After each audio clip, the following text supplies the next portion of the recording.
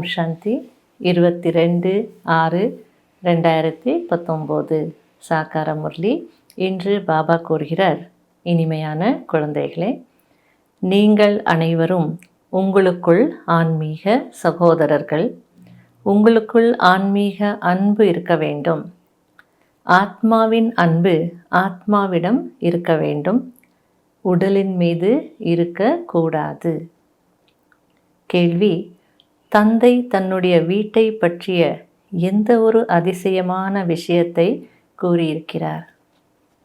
பதில்: எந்த ஆத்மாக்கள் என்னுடைய வீட்டிற்கு வருகிறார்களோ அவர்கள் அவரவர்களுடைய பிரிவில் அவரவர்களுடைய நம்பரில் ஃபிக்ஸ் ஆகிறார்கள்.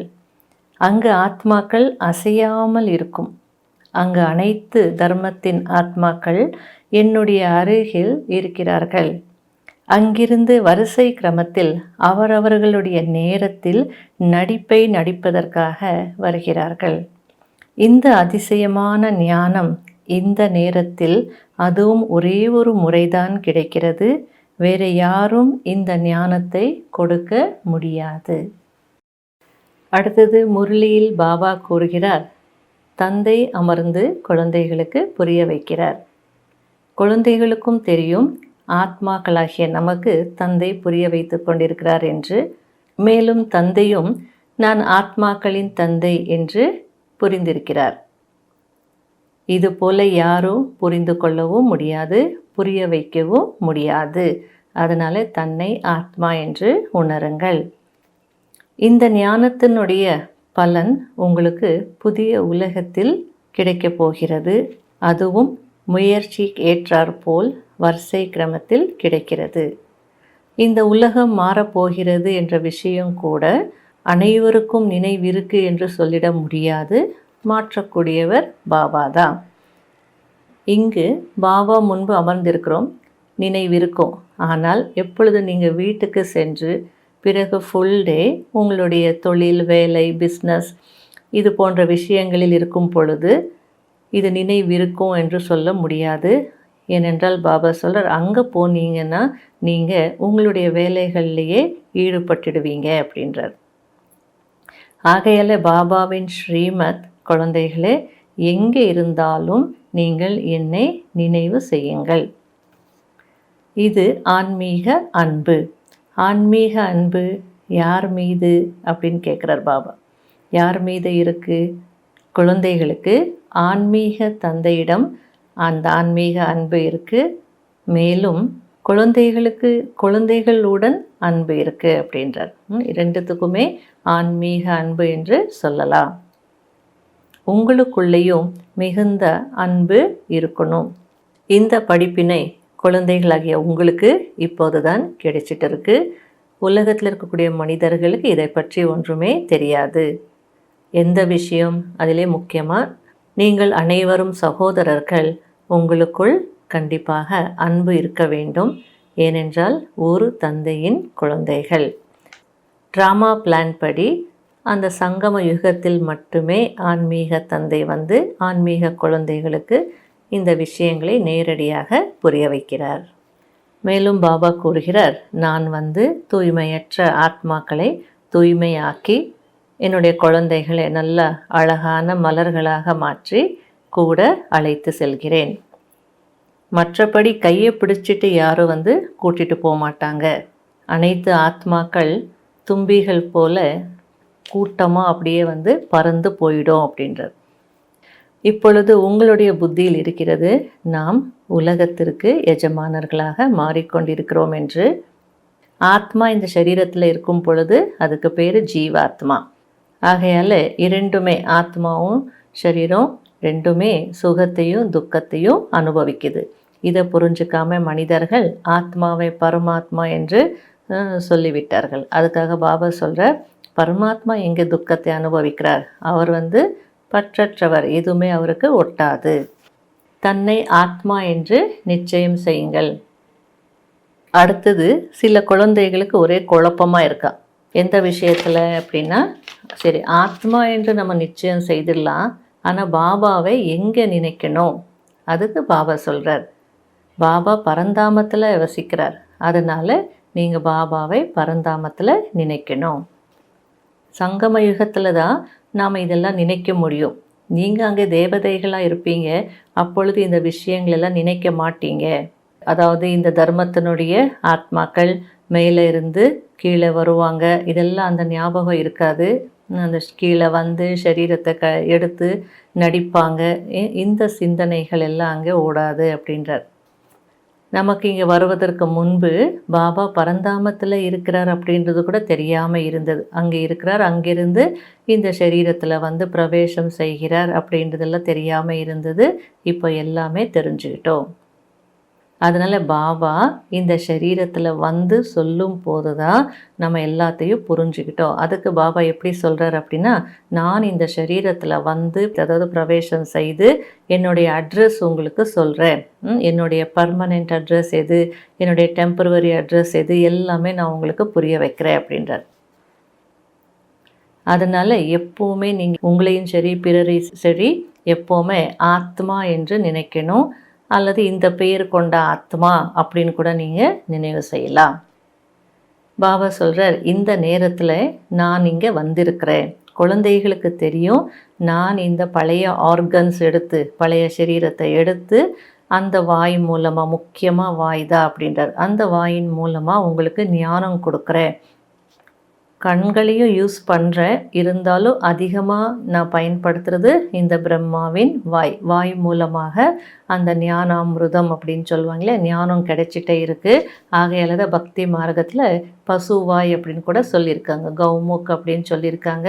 ஏன்னா இந்த பிரம்மாவும் இப்போ வந்து தாய் தானே, பசு தானே, அந்த பசுவாய் மூலமாக ஞானாமிருதம் நமக்கு இப்போ கிடைச்சிட்ருக்கு.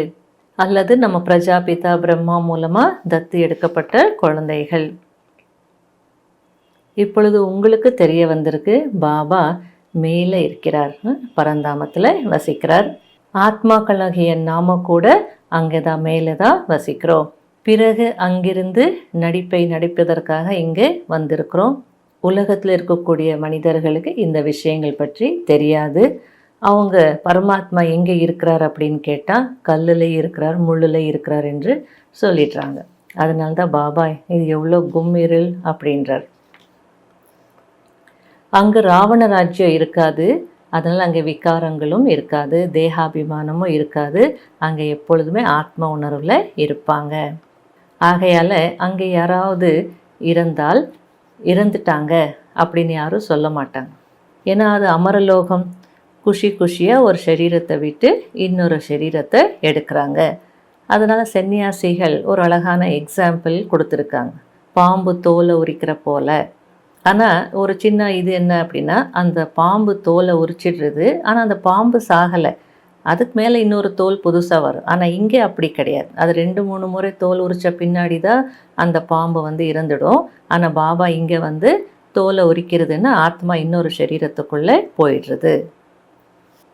அடுத்தது பாபா சொல்கிறார், அங்கே நீங்கள் யோக பலத்தின் மூலமாக பிறப்பீங்க.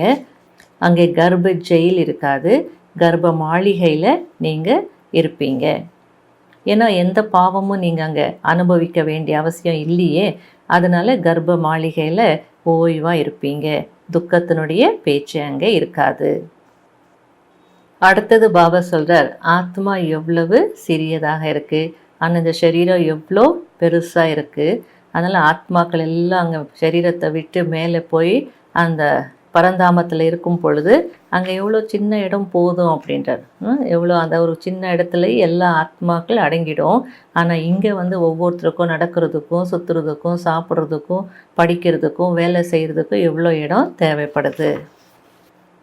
அடுத்தது பாபா சொல்கிறார், அஜ்மீரில் பிரம்மாவினுடைய கோவில் இருக்குது. உண்மையில் அது பிராமணர்களுடைய கோவில் அப்படின்னு சொல்லலாம். அங்கே பிரம்மா அந்த வயதான தோற்றம் எல்லாம் பிரம்மாவுக்கு காட்டிருக்காங்க. அப்போ நீங்கள் புரிய வைக்கலாம், பிரம்மாவை ஏன் அந்த மனித ரூபத்தில் காட்டியிருக்காங்க அப்படின்றதெல்லாம் சொல்லலாம், அது யூஸ் பண்ணிக்கலாம் அப்படின்றார். இப்பொழுது நீங்கள் ஞானத்தை பாபா மூலமாக தெரிஞ்சுக்கிட்டீங்க, ஆஸ்திகர்களாக மாறி இருக்கீங்க. ஏனென்றால் உங்களுக்கு படைக்கிறவர், படைப்பினுடைய முதல் இடைக்கடை ஞானம் எல்லாமே தெரியும். ஒரு சிலர் நல்லா புரிஞ்சுக்கிறாங்க, நல்லா தெரிஞ்சுக்கிறாங்க, சிலர் வந்து கொஞ்சம் குறைவாக தெரிஞ்சுக்கிறாங்க, சிலர் நல்லா கடைப்பிடிக்கிறாங்க, சிலர் வந்து குறைவாக கடைப்பிடிக்கிறாங்க. மற்றபடி படிப்பு மிகவும் சிம்பிள் அப்படின்றார். ரொம்ப எளிதான படிப்பு தான், ஆனால் அதே நேரத்தில் மிக உயர்ந்த படிப்பு அப்படின்றார். கடைப்பிடிக்கக்கூடிய முக்கியமான சாராம்சம், முதல் பாயிண்ட், சதா எளிதாக நினைவில் இருப்பதற்கு நான் ஆத்மா, பரந்தாமத்தில் வசிப்பவன். இங்கு நடிப்பை நடிப்பதற்காக வந்திருக்கிறேன். பாபாவும் பரந்தாமத்தில் வசிக்கிறார். அவர் பிரம்மாவின் உடலில் வந்திருக்கிறார் என்று போகும்போது வரும் போதும் சிந்தனை செய்யுங்கள். 2வது பாயிண்ட், எப்படி ஆத்மாவிற்கு ஆன்மீக தந்தையின் மீது அன்பு இருக்கிறதோ அதேபோல் தங்களுக்குள்ளேயும் ஆன்மீக அன்பு இருக்க வேண்டும். ஆத்மாவிற்கு ஆத்மாவின் மீது அன்பு இருக்க வேண்டும், உடல் மீது அல்ல. ஆத்மா அபிமானி ஆகுவதற்காக முழுமையாக பயிற்சி செய்ய வேண்டும். வரதானம், தூய்மையான அன்பின் பாலனையின் மூலம் அனைவரையும் அன்பு என்ற நூல் இழையினால் கட்டி போடக்கூடிய மாஸ்டர் அன்பு கடல் ஆகுங்கள்.